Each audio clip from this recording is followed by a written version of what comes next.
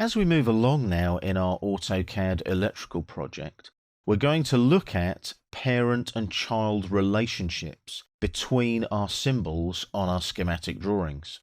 So what I've already done is I've loaded up drawing 002 IEC parent symbols drawing, and that is our current drawing. You can see that at the top of the screen there.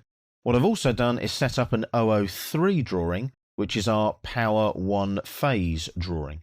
Now what we're going to do is set up symbols, parent-child symbols, between the two drawings that have a relationship.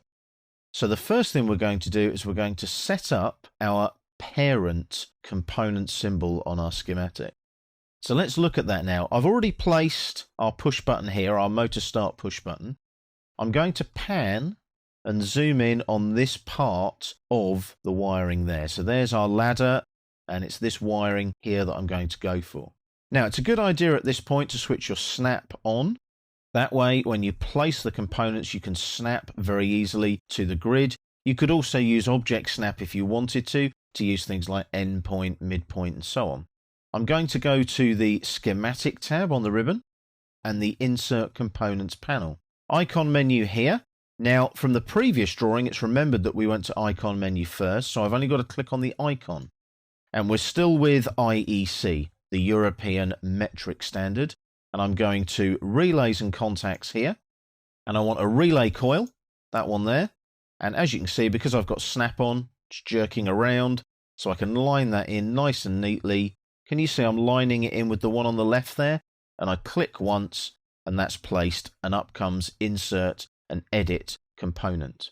Now the nice thing is with projects you can set up default descriptions. Now the default description I want in this case I can go and find by clicking on the default button, and I want system enabled, and you'll notice there's a little line in between the two. When I click on OK, that little line breaks it into 2 lines in my description. Very, very useful. Now we've got that placed. That's excellent. We're happy with that. What we need to do now is go to the lookup, and I'm going to use a particular relay coil that has 2 NO, normally open contacts. So I'm going to go for that one there. I could go for that one there. Now bear in mind this is purely for training purposes. I'm not actually building a real circuit here. So either of those would work. Depends on your project specifications, obviously on which type you would use. But you basically need 2 normally open contacts in this case for the parent-child relationship to work. I'm going to use that one there. I'm going to click on OK, and that places the information in the catalog data there for me.